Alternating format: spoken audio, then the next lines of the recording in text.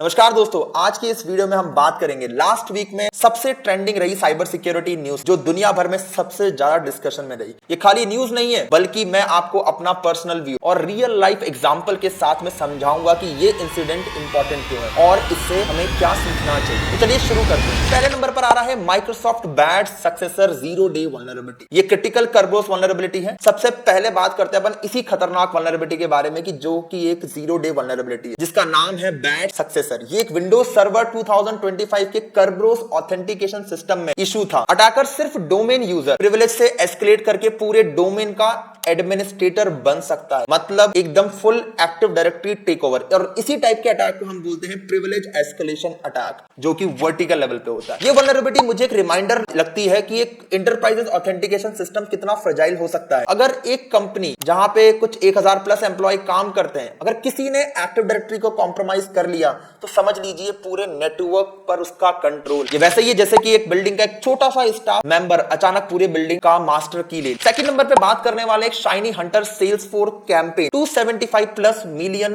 Record expose. दूसरी सबसे बड़ी न्यूज जो आ रही है वो है हमारी शाइनी हंटर ग्रुप की। ये लोग सेल्सफोर्स सीआरएम को टारगेट करते हैं और 275 मिलियन से ज्यादा पेशेंट रिकॉर्ड लीक कर चुके हैं। अभी इसमें एलियांस लाइफ जैसी बड़ी कंपनीज का डेटा भी चोरी हुआ है। अटैकर ने वॉइस फिशिंग का यूज किया है, यानी कि फोन कॉल के थ्रू मल्टी फैक्टर ऑथेंटिकेशन को बाईपास कर लिया है। मुझे लगता है कि सोशल इंजीनियरिंग जो है अभी भी सबसे बड़ा थ्रेट है। आप कितनी भी टेक्नोलॉजी लगा लो, अगर बंदा गलत इंफॉर्मेशन दे देता है तो सिक्योरिटी फेल हो जाती है। वैसे ही जैसे कि एक बाउंसर दरवाजा बंद करने वाला और आप उसी टाइम पे वहां पे पहुंच गए और आप उसको किसी तरीके से कन्विंस कर लें कि जो ये क्लब का ऑनर है मैं उसका दोस्त हूं, तो इस वजह से वो आपको अंदर आने दे। यहां पे भी सेम ऐसा ही हुआ। Canada house of common attack SharePoint 0 day. Canada की हाउस ऑफ कॉमन अटैक पर एक नेशन स्टेट स्पॉन्सर्ड अटैक हुआ है जिसमें एक माइक्रोसॉफ्ट शेयरपॉइंट का CVE 2025 53770 एक्सप्लॉइट किया गया है। जितनी वल्नरेबिलिटी इंटरनेट के ऊपर आइडेंटिफाई होती है उसको हम एक CVE नंबर से रिप्रेजेंट करते हैं। ये एक डीसीरियलाइजेशन फ्लॉ है जिसका CVSS स्कोर 9.8 है। 9.8 एक क्रिटिकल लेवल की वल्नरेबिलिटी को दर्शाता है और बिना ऑथेंटिकेशन के कोई भी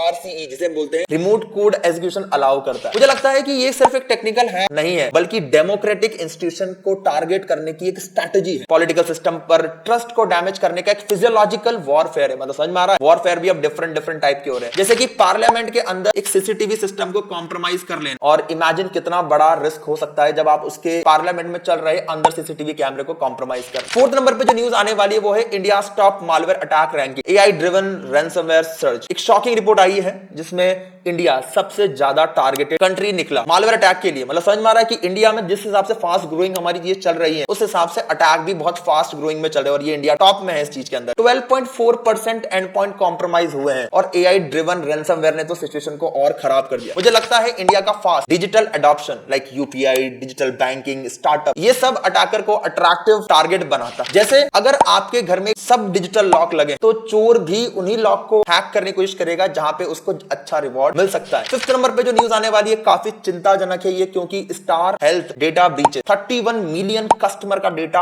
ऑनलाइन। एक हैकर ग्रुप ने स्टार हेल्थ के 7.24 TB सेंसिटिव डेटा को लीक कर दिया। 31 मिलियन कस्टमर के पर्सनल रिकॉर्ड और मेडिकल रिकॉर्ड एक्सपोज हो गए। हेल्थ केयर भी सबसे ज्यादा वल्नरेबल सेक्टर है क्योंकि हॉस्पिटल रैंसम देने को मजबूर हो जाते। पेशेंट लाइफ जो है वो स्टेक पर होती है। अगर किसी हॉस्पिटल के सिस्टम को शट डाउन कर दिया जाए और ICU के पेशेंट का रिकॉर्ड मिसिंग हो, हॉस्पिटल रैंसम देकर भी सिस्टम को रिकवर करने की कोशिश करेगा। पांचवें के बाद एक टॉपअप न्यूज मैं जरूर देना चाहूंगा क्योंकि ये हमारे ऑपरेशन सिंदूर से जुड़ी हुई है। पोस्ट ऑपरेशन सिंदूर साइबर कैंपेन, एक टेरर स्ट्राइक के बाद इंडिया पे अप्रोक्सीमेटली 1.5 मिलियन साइबर अटैक किए गए, mainly Pakistan, Bangladesh, middle east based APT groups ने, जिसमें से 150 प्लस 150 प्लस अटैक सक्सेसफुल हुए। Banking, health care, government website को टारगेट किया। ये क्लियरली दिखाता है कि अब फिजिकल टेरर और साइबर टेरर एक साथ चल रहा है। जैसे कि बॉर्डर पर एक अटैक हो रहा है और उसी समय साइबर अटैक्स के थ्रू बैंकिंग सिस्टम को क्रैश कर दिया जाए। ये होता है डबल इंपैक्ट स्ट्रेटेजी। अगर आपको ये वीडियो पसंद आई है तो लाइक और शेयर जरूर करना और कमेंट में बताएं मुझे कि इनमें से सबसे शॉकिंग न्यूज आपको कौन सी लगी। अगर आपको ऐसी टी-शर्ट परचेज करनी है हैकर की, दिख रही होगी आपको,